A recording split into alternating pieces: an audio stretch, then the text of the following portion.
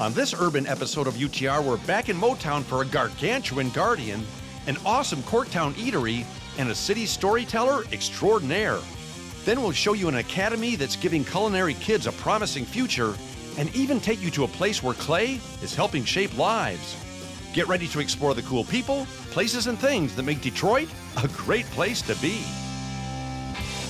Support for Under the Radar provided by the Michigan Economic Development Corporation, dedicated to shared economic success. MEDC promotes the state's assets and opportunities that support business investment, job growth, and community vitality. Everyone loves a great story, whether it's the classics we grew up with or the ones handed down through history. But what about the comeback stories, where what's new meets what's next, and why meets why not? Let's dive into the latest chapter of Detroit and the unmistakable vibe of pure Michigan. Your trip begins at michigan.org. Support provided by DestinationAnnArbor.org, your gateway to Chelsea, Dexter, Manchester, Milan, Saline, Ypsilanti, and Ann Arbor. There's something special about the pride, the skill, and the passion it takes to build something great. The Construction Association of Michigan, CAM, understands that passion and has been providing contractors with the resources they need since 1885. I've been around the world, but there's one place I keep coming back to. And the more I explore, the more I realize it's the place to be.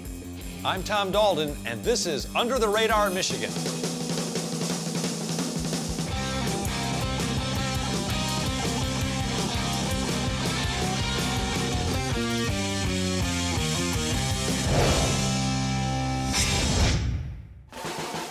Now, here's some stuff you need to know about Detroit. Let me see, I was born here. It was founded by the French. It's north of Canada. We put the world on wheels, and we invented Motown music. And other than that, that's about it. Well, except for that and about 11 billion other things. And those things are the reason we come back again and again. If you want interesting, creative, and motivated people, Detroit's got them. And if you want awesome edibles from all corners, Detroit's serving them up. And if you're looking for a diverse city with lots to do and plenty of progressive places to peruse, look no more, because Motown is where you need to hang around. So if you like city surfing, hop in, because for the next half hour, UTR is your urban Uber.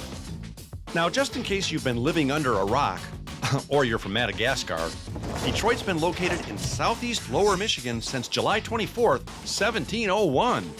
Hey, I remember that day. It was warm. You know, the momentum here in Detroit is building, literally. And the success of this great city will stand on the shoulders of giants. And speaking of giants, you're about to meet one right now. The Guardian Building is one of Detroit's crowning jewels of architecture, history, and just sheer majesty. It's helped define the city skyline for almost 90 years now. And today, the Guardian Building still attracts tons of tourists from far and wide. Not only is it a national historic landmark, it's without a doubt one of the most significant and striking Art Deco skyscrapers in the entire world. And thanks to Kaylin Waterman and the inspired folks at Detroit Experience Factory, you can take a tour of this towering treasure and find out all of its fascinating facts. To be honest, this building has been on our radar for like 7 years now, and we finally got around to coming down here. What an incredible structure. Absolutely amazing. Mm-hmm. From the outside, it almost looks like a cathedral. Absolutely. Was it designed that way? It was. It was actually designed to be a cathedral to finance. It was the original headquarters for the Union Trust, and that's what you're looking at, a cathedral to finance.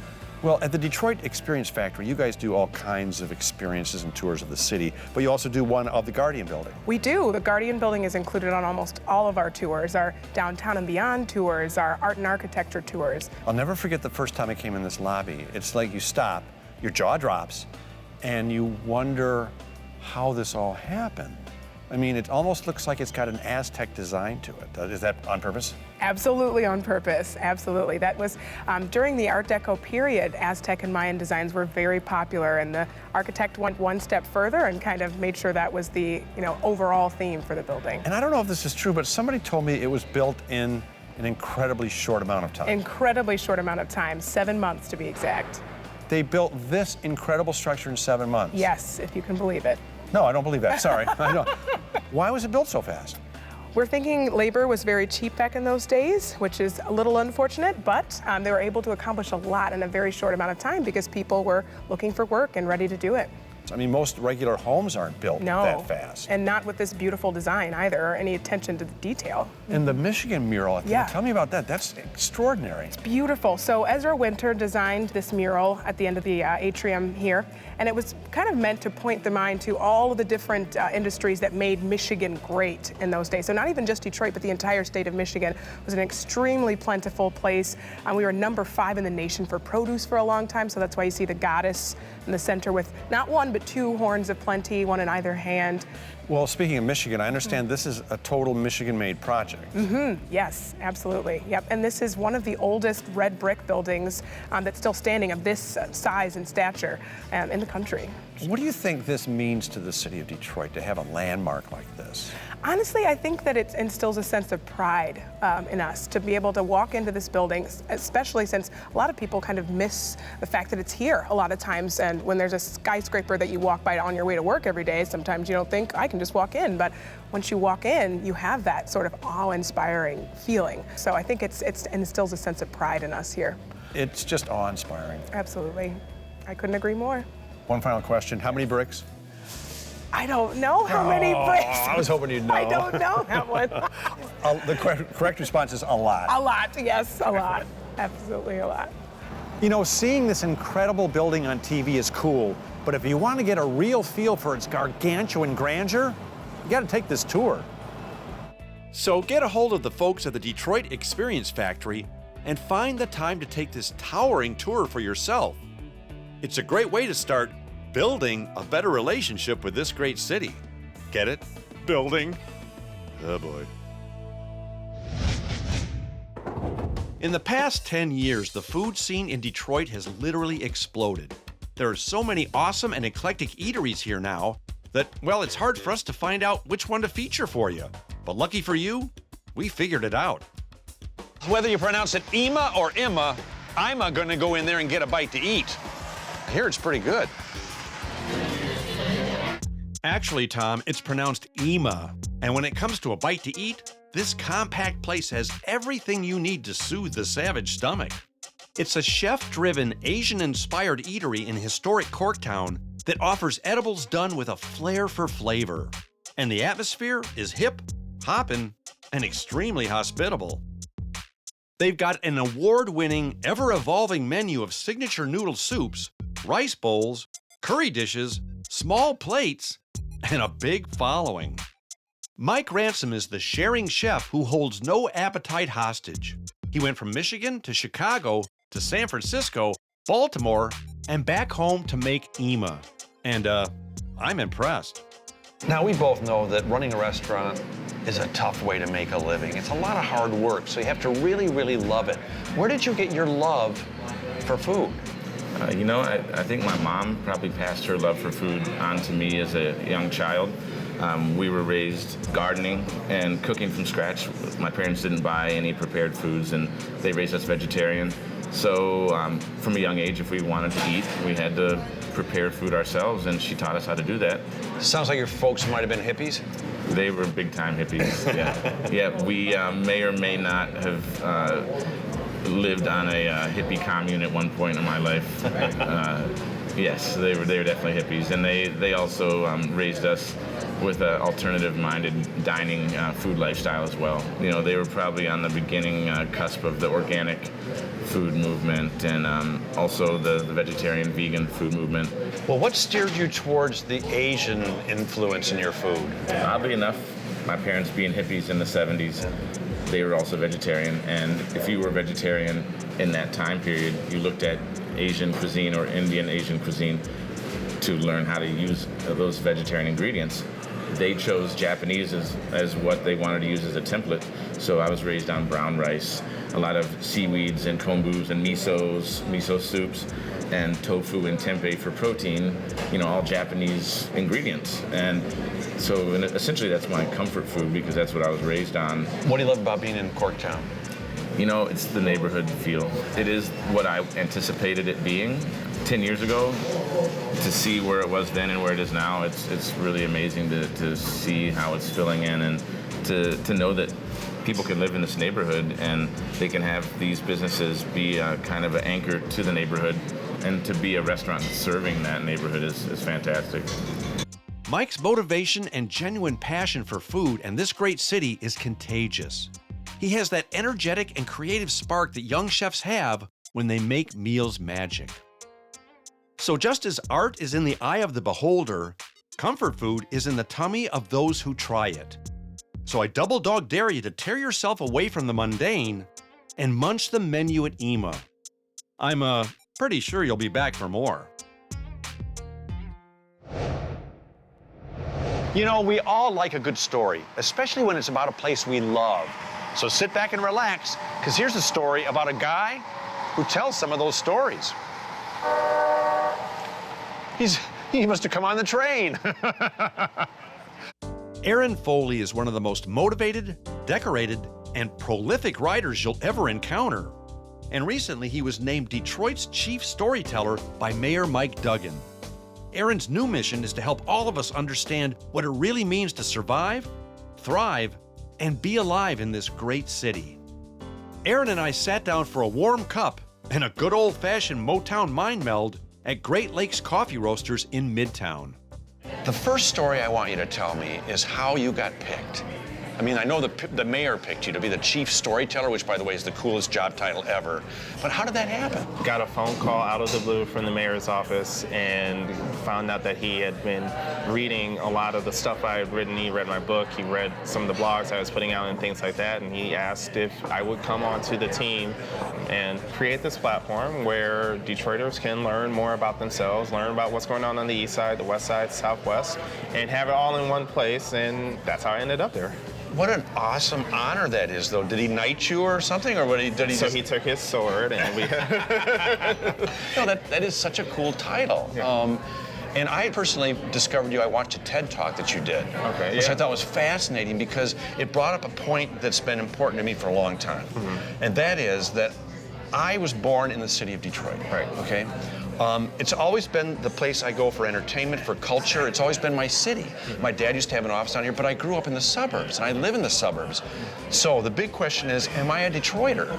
I think so, yeah. I mean, there's always that question of, you know, what makes a Detroiter, what doesn't make a Detroiter, and what's so near and dear to me is growing up in the city and having all of these experiences that, you know, if you grow up way out in the country, or if you grew up in Chicago or whatever, you know, there are experiences unique to Detroit that cannot be replicated anywhere else.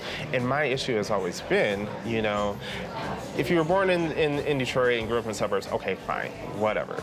But, or if, you know, if whatever reason you moved away, that's fine. But trying to replicate Detroit experiences outside of Detroit, that's where it gets kind of hazy for me. It's just because, you know, you can't replicate culture. Now you recently, well, you've written a lot of stuff, but you wrote a book called, I don't know if I want to say it. You say it. It's called. Can I say it? Yeah, you can say it. Go ahead, say it. All right. It's called How to Live in Detroit Without Being a Jackass. Okay, now, what is that all about? Well, I mean, Detroit is great, right? There's a lot of interest in Detroit from people coming from as far away as Madagascar and as close as Madison Heights.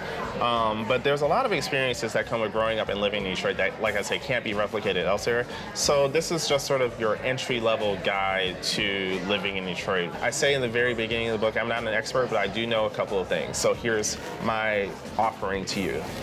If you want to experience and understand the real Detroit, let Aaron's story sink in a bit. Then have your own urban adventure real soon.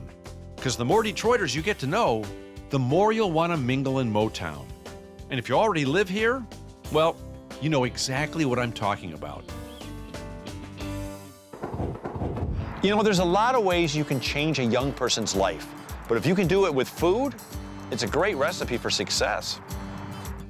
And that's exactly what the Detroit Food Academy is doing. Teaching high school kids to source fresh food, cook, dream, and build a promising future. Jen Rusciano had an idea, found a dedicated, caring, and enthusiastic crew and set out to enlighten minds one culinary kid at a time. Okay, excuse the pun, but did you cook up this whole idea yourself? No, I had an amazing team.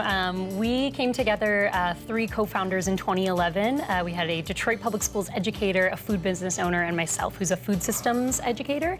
And we brought food, entrepreneurship, and education all together to be the 3 pillars of our organization. So you go into high schools and you teach this, it's a volunteer thing? It's like the kids volunteer to do this? Yep, just like any after-school club, any students can join, drop in, drop out, and there's no charge for young people, no charge for schools, so we're just kind of like the drama club, the debate team.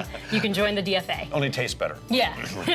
So they come in there and they learn how to cook, they learn how to source food, they learn about food as opposed to, because a lot of times in big cities, there's not a lot of great sources for healthy food. I know when I was a high school kid, I always reached for salty, sweet, starchy. The good stuff. Well, yeah, it's just like at that age, you just eat junk. So it's great that at this age, you're so young, they're starting to learn about real food and how important it is. Yeah, you know, a lot of what we like to start with our students is peeling back the mystery behind some of their favorite things. You know, so if you love pop, you can cook down fresh fruits into a syrup, add seltzer, and you've made your own pop. And that just sort of starts a lot of our young people on the journey of saying, whoa, I could make these things myself, I could change them to my taste, and then we build from there into skills that are more tied to entrepreneurship. So things like, how do you manage a team, financial literacy, how do you make your idea become a reality? And food is kind of the way that we get there. So it's not just teaching high school kids how to eat better or how to source food, but the next step is they come to a place like that. We're at a place called Peaches and Greens today. And it's now here you're actually teaching them to be entrepreneurs and to actually formulate their own products. Yes. So what are they working on today?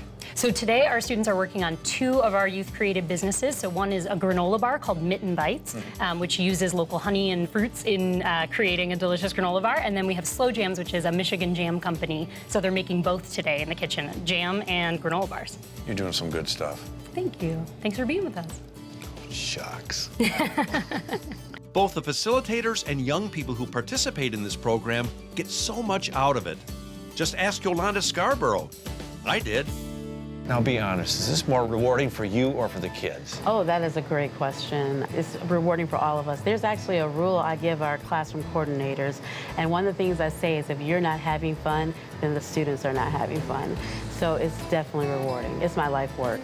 Because it's, I mean, some people say it's just food, but you're changing people's lives. Food is the vehicle.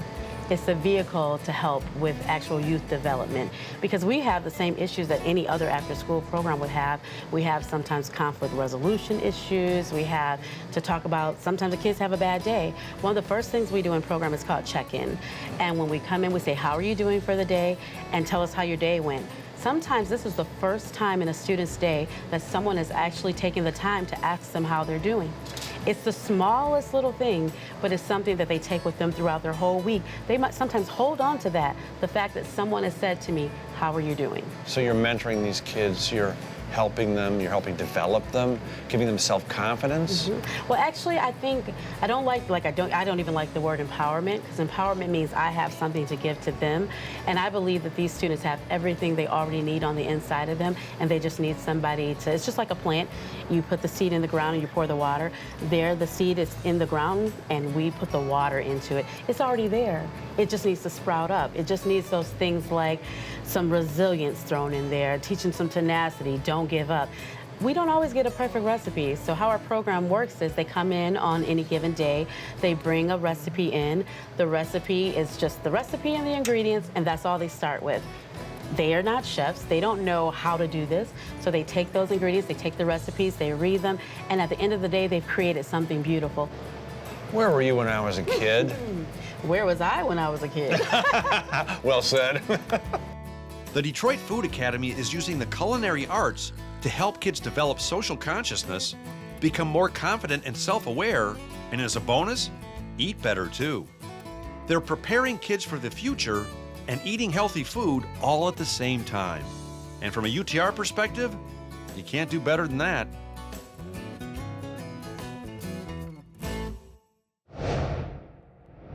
You know, Detroit has thousands of incredible treasures. Well, here's a place that makes new ones every day, and they're made out of clay. For over a century, Pewabic pottery has been turning earth into the art and everyday objects we love. But don't be mistaken, it isn't just a place you go to buy tile for your kitchen. It's a community of makers, educators, artists, and students all dedicated to the tradition of turning clay into the expressions of our lives. It's also a place where inspired throwers and molders go to experiment and push the boundaries of what's possible. Located right on East Jefferson, Pewabic is the place to go if you want to say it in clay. And speaking of things to say, Steve Mcbride is the executive director at Pewabic, and he told me plenty. First of all, what does the word Pewabic mean? Where does that come from? It's an Ojibwe term that means metal, and it actually came from the founder of the pottery, Mary Chase Perry Stratton, came from the Upper Peninsula, and it was named after a copper mine, the Pewabic copper mine, where her father worked. What's amazing is Pewabic tile it's different things for different people. Some people come here to buy tile for their bathroom. Some people come here to buy art. Some people come here just to look. I mean, it's so multi-dimensional. Some people come here to learn how to make tile or to sit on a wheel. You guys do so much stuff here. Yeah, right now we're sitting in our education studio, so we do classes year-round. So, if you want to learn to throw on a wheel or hand build or create sculptures, you can come take a class here. We also do like one night, what we call Friday Night Out, where you can come and, just either like make a tile or learn to do wheel throwing. And our mission is to enrich the human spirit through clay. And so we do that in a lot of different ways. Yeah, a lot of people might not realize that Pewabic is a big part of this city. It really is. I mean, we like to say we're part of the fabric of the city. I mean, we've been making work here for, since 1903. And so we've got work. If you go downtown, you'll see us in the Guardian building. You'll see us all along, like, the Woodward corridor. We're in Comerica Park, which is something we did in the 2000s.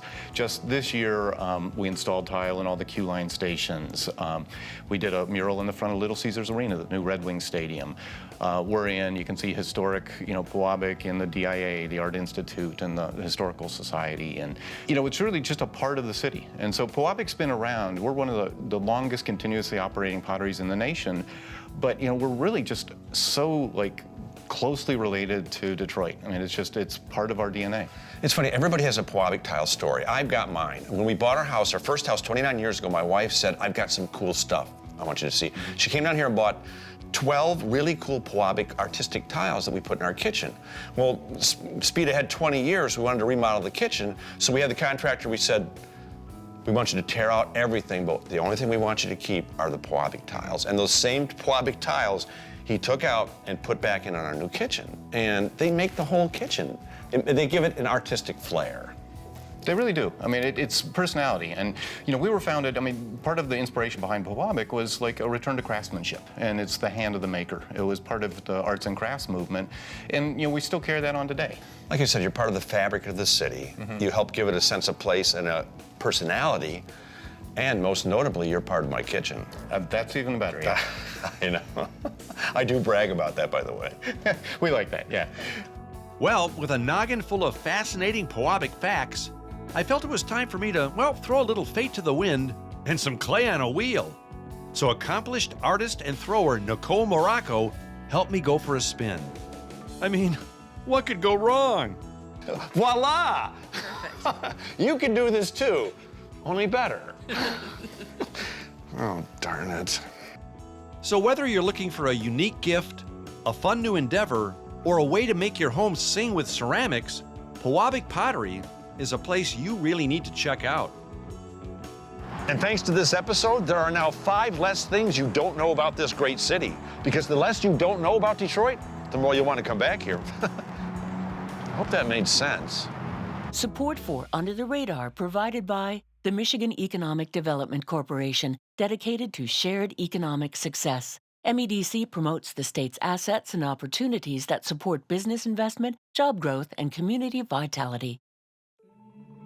Everyone loves a great story, whether it's the classics we grew up with or the ones handed down through history. But what about the comeback stories, where what's new meets what's next, and why meets why not? Let's dive into the latest chapter of Detroit and the unmistakable vibe of pure Michigan. You're trip begins at Michigan.org. Support provided by DestinationAnnArbor.org, your gateway to Chelsea, Dexter, Manchester, Milan, Saline, Ypsilanti, and Ann Arbor. There's something special about the pride, the skill, and the passion it takes to build something great. The Construction Association of Michigan, CAM, understands that passion and has been providing contractors with the resources they need since 1885.